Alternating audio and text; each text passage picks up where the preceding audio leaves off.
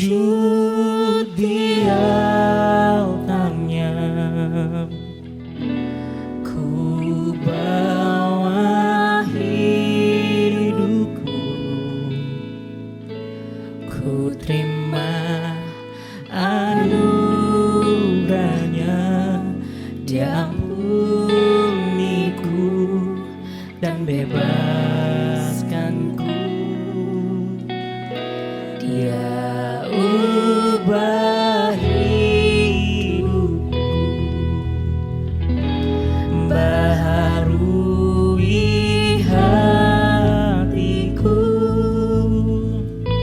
Sesuatu terjadi saat datang di altarnya. Sujud di altarnya,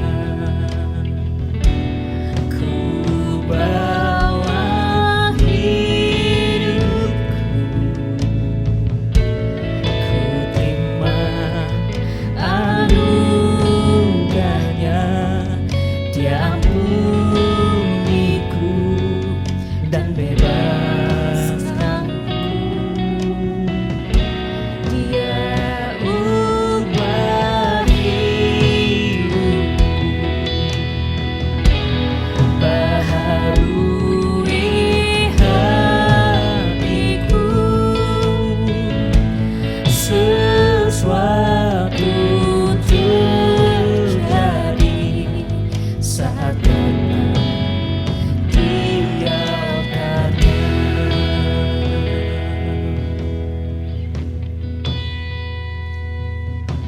Bila hati terasa berat, tak seorang pun mengerti bebanmu. Ku tanya Yesus, apa yang harus kubuat?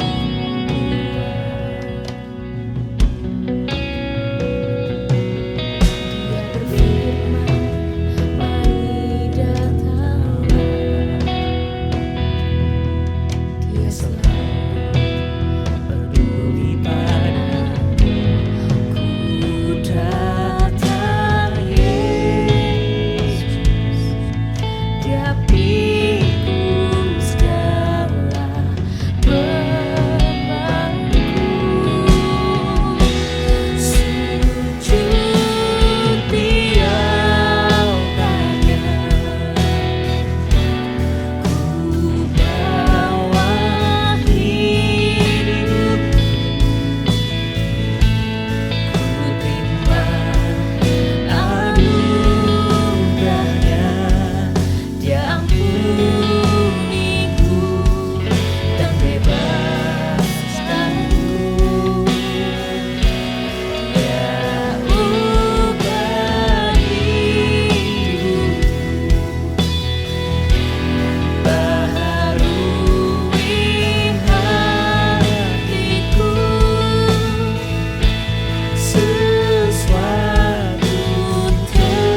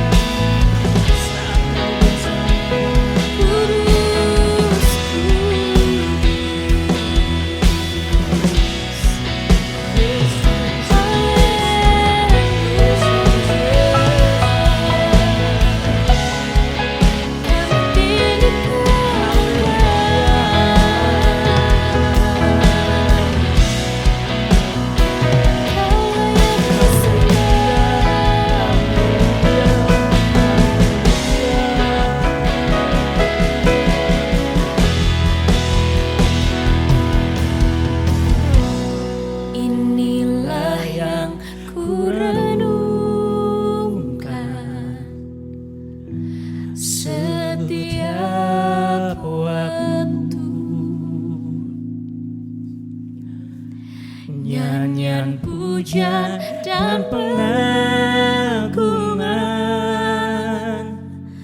kepadamu.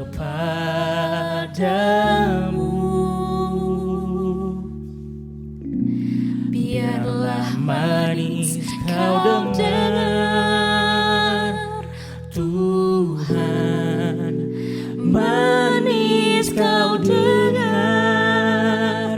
Tuhan, dan hatiku bersuka karenamu. Inilah yang ku renungkan, inilah yang ku renungkan setiap waktu. Nyanyian pujian dan pengagungan kepadamu.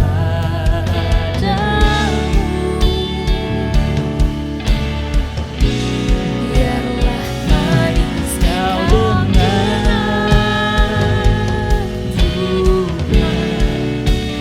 manis kau dengar, Tuhan, dan hatiku bersuka karenamu. Inilah yang ku renungkan, inilah yang ku renungkan setiap waktu, setiap waktu. Nyanyian pujian dan pengagungan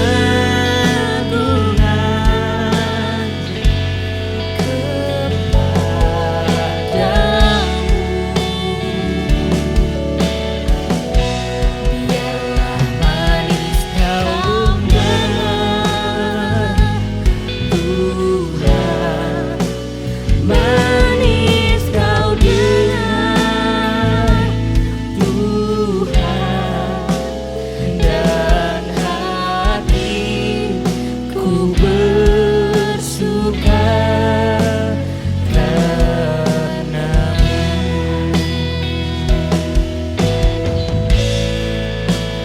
Dan hatiku bersuka, dan hatiku bersuka, dan hatiku bersuka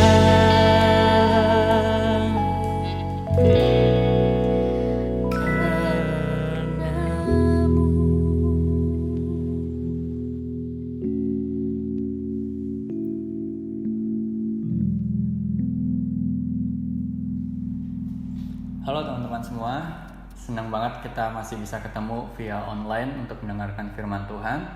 Nah hari ini Koko yang akan bawain sharing, dan sebelum kita mulai sharing kita hari ini, yuk kita bersama-sama bersatu dalam doa.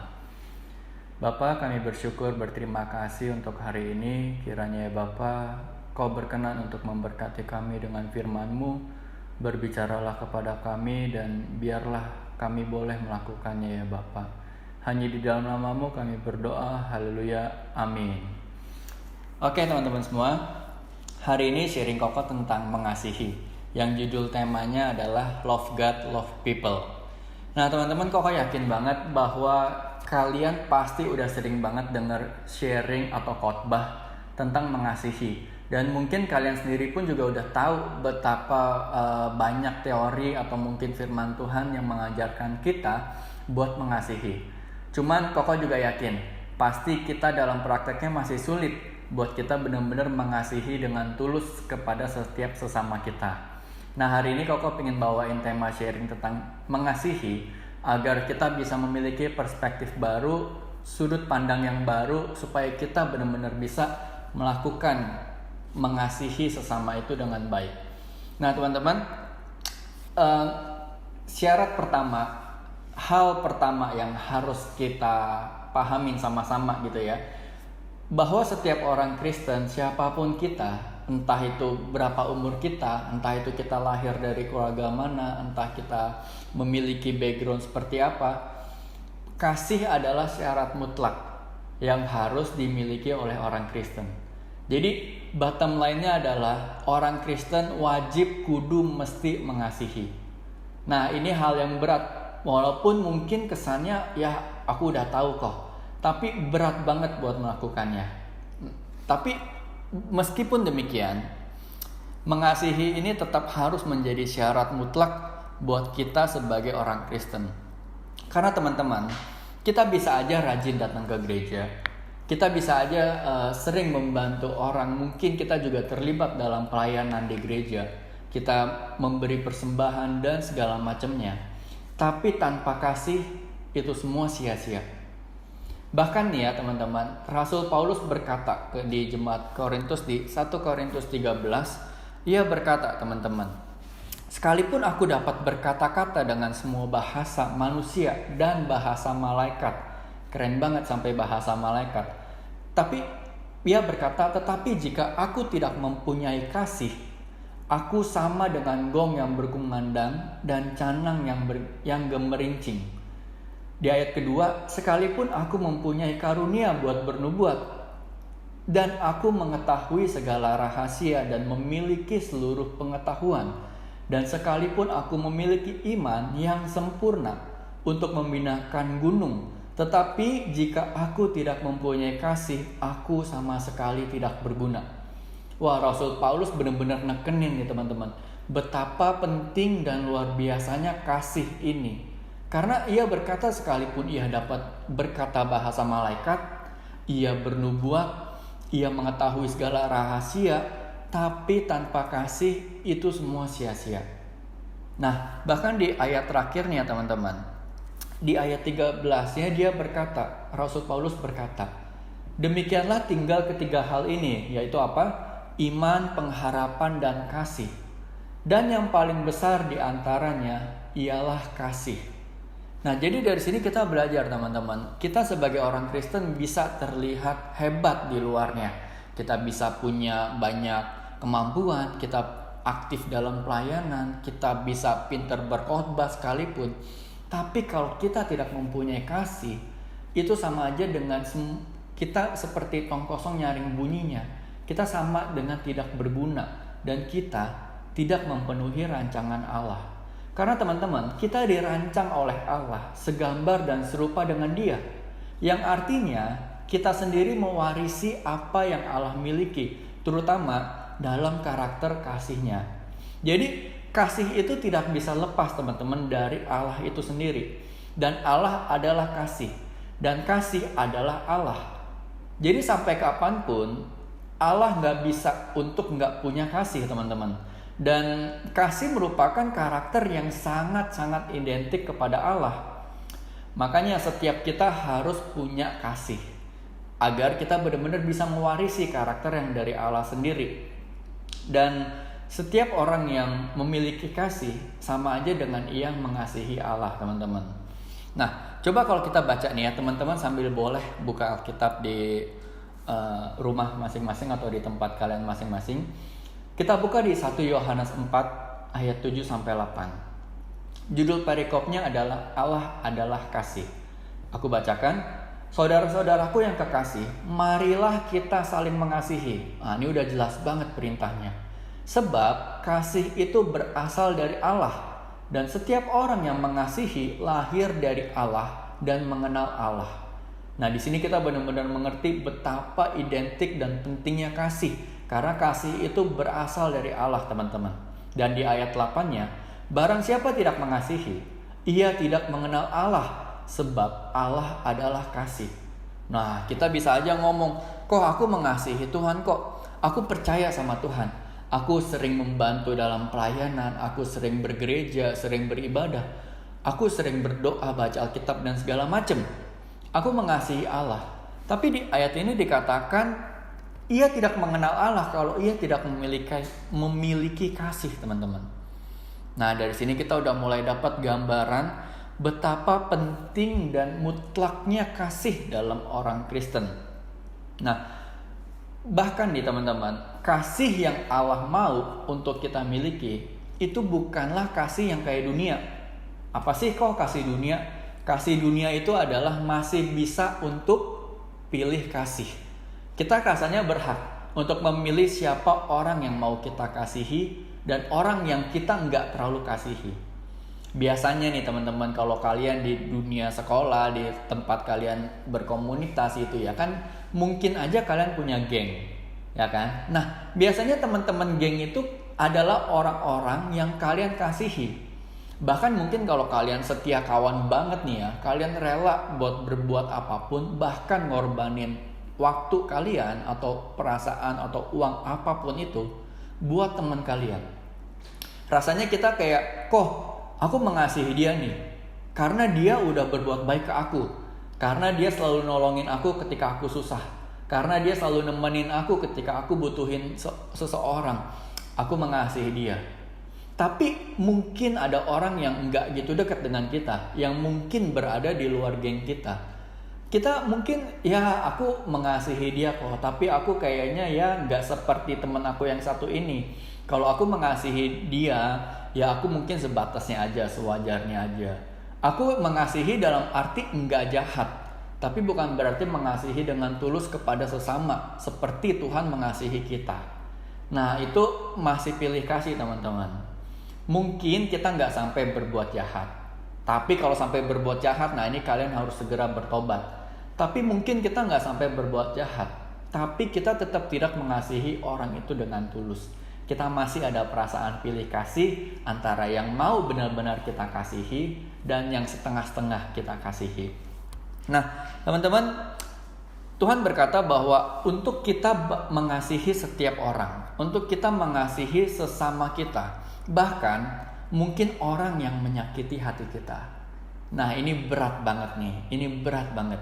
Karena Tuhan pun berkata, kalau misalkan kita mengasihi orang yang berbuat baik kepada kita, apa upah kita? Bukankah agama lain pun juga berbuat seperti itu? Kita sebagai orang Kristen dituntut lebih teman-teman. Kita nggak boleh hanya sekedar mengasihi orang yang berbuat baik. Itu gampang, itu udah hukumnya. Tapi gimana caranya kalau kita mengasihi orang yang justru menyakiti kita? Nah, ini tantangannya teman-teman. Makanya mengasihi nggak bisa lepas dari mengampuni. Sebelum kita benar-benar bisa mengasihi orang yang berbuat jahat ke kita, kita harus tulus mengampuni mereka. Kita harus membawa ini ke Tuhan. Makanya Tuhan berkata agar kita mendoakan musuh kita. Kita mendoakan teman kita yang menyakiti kita, sekalian kita mengampuni dalam doa itu teman-teman. Kita benar-benar mengasihi Allah sampai kita rela untuk mengampuni orang yang berbuat salah ke kita. Jadi kalau misalkan teman-teman ada teman kalian yang mungkin membuat kalian sedih, yang mungkin membuat kalian sakit hati, atau teman yang sering menjahati kita, meledek, membuli, dan kita sering mendapat perlakuan tidak adil, pasti susah buat mengasihi orang-orang seperti ini teman-teman. Karena pada dasarnya manusia itu mau untuk selalu jadi pihak atau orang yang disenangkan. Mereka ingin selalu mendapatkan keadilan. Kayaknya buat kita tuh ada rasa sedikit gak rela kalau misalkan orang yang menjahati kita malah harus kita kasihi. Ya kan? Bener gak? Tapi Tuhan mengajarkan agar kita mengasihi musuh kita dan mendoakan mereka. Karena Tuhan sendiri pun melakukannya teman-teman. Tuhan sendiri pun melakukannya di 2000 tahun yang lalu. Bahkan di akhir hidupnya di atas kayu salib, Tuhan masih bisa berkata kepada Bapa di surga untuk mengampuni orang-orang yang menyalibkannya, karena mereka tidak tahu apa yang mereka perbuat. Wah, ini udah titik kasih yang paling luar biasa. Bahkan Bapa di surga pun mengasihi kita dengan sangat-sangat luar biasa teman-teman. Dan dibuktikan dengan ia mengorbankan atau mengirimkan anaknya yang tunggal, Tuhan Yesus Kristus, untuk menebus kita. Jadi Allah itu adalah kasih benar terbukti adanya teman-teman. Nah, kita harus banget buat kita mulai melawan kedagingan kita, mulai melawan perasaan kita sendiri agar kita bisa mengasihi teman-teman sesama kita. Jadi Memang mengasihi itu ternyata tidak segampang yang kita bayangin, teman-teman. Ada tantangannya, ada godaannya, ada pengorbanannya yang harus kita lakuin. Tapi kalau kita pingin jadi anak Allah, maka kita juga harus memiliki sifat yang Allah Bapa juga miliki, yaitu adalah kasih. Jangan sampai nih teman-teman, malah kita berkelawanan, kita malah jadi orang yang pendendam. Kita orang yang jahat, yang selalu malah bikin orang itu kayaknya gak nyaman di sekitar kita. Gara-gara kita sering berlaku gak baik, berlaku dendam, benci, apapun itu. Dan mungkin bahkan kita ingin agar orang lain mendapatkan celaka. Nah, ini harus sangat dihati-hatikan.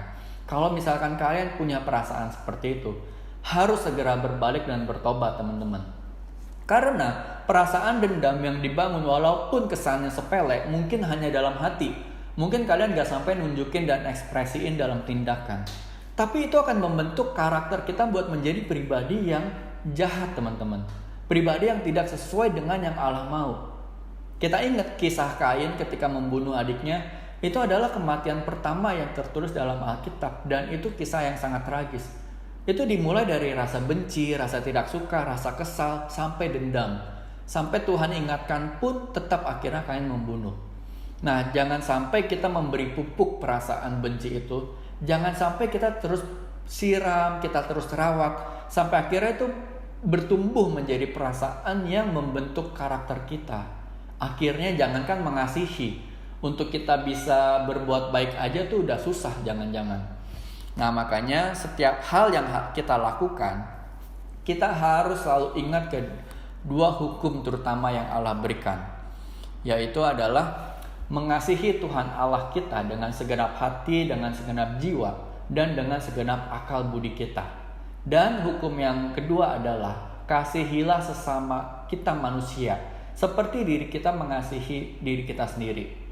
Nah, jadi setiap aktivitas, setiap kita ketemu orang, setiap kita dalam berkomunitas, bahkan di keluarga sekalipun, kita harus ingat dua hukum terutama ini, agar kita selalu dalam keadaan aku mau mengasihi Tuhan dan aku mau mengasihi sesama.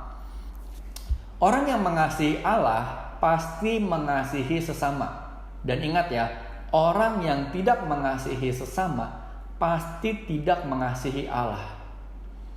Karena kita bisa ngomong aku mengasihi Allah kok, tapi kita membenci sesama, itu artinya kita tidak mengasihi Allah. Bagaimana kita bisa mengasihi Allah pencipta semua manusia kalau kita aja benci dengan ciptaannya? Pasti gak bisa. Dan dibuktikan di 1 Yohanes 4 ayat 16 yang berkata, kita telah mengenal dan telah percaya akan kasih Allah kepada kita. Allah adalah kasih. Dan barang siapa tetap berada di dalam kasih, ia tetap berada di dalam Allah dan Allah di dalam dia. Nah, jadi penting banget teman-teman buat kita benar-benar percaya kepada Allah dengan membuktikan bahwa kita mengasihi sesama kita, teman-teman. Karena gak mungkin orang mengasihi Allah yang tidak kelihatan, tapi dengan sesama yang kelihatan saja ia tidak mengasihi. Pasti kasih kepada Allahnya itu fantasi, hanya di pikiran doang, hanya dalam bayang-bayang doang. Mungkin sebenarnya ia tidak benar-benar mengasihi. Nah, ini harus kita hati-hati teman-teman. Ketika kita benar-benar melekat kepada Tuhan, maka otomatis kita akan melihat sesama itu sebagai jiwa yang harus kita kasihi. Kita akan ngerti bahwa jiwa ini bersifat kekal. Sama seperti kita mengasihi diri kita sendiri, kita nggak pingin dong agar diri kita ini binasa. Pasti kita pingin agar diri kita itu bisa selamat dan masuk ke surga. Dan kita akan melihat diri kita di diri orang lain. Kita akan melihat teman kita akan melihat saudara kita akan melihat keluarga kita sebagai jiwa yang harus diselamatkan. Makanya kita jangan sampai berbuat jahat ke mereka. Jangan sampai kita membenci, menendam mereka. Kita harus mengasihi mereka agar mereka melihat Tuhan dalam diri kita dan mereka juga bisa selamat, teman-teman. Ini penting banget, teman-teman. Jadi perasaan belas kasihan kita kepada sesama itu harus seperti Tuhan yang melihat diri kita sebagai ciptaan yang berharga.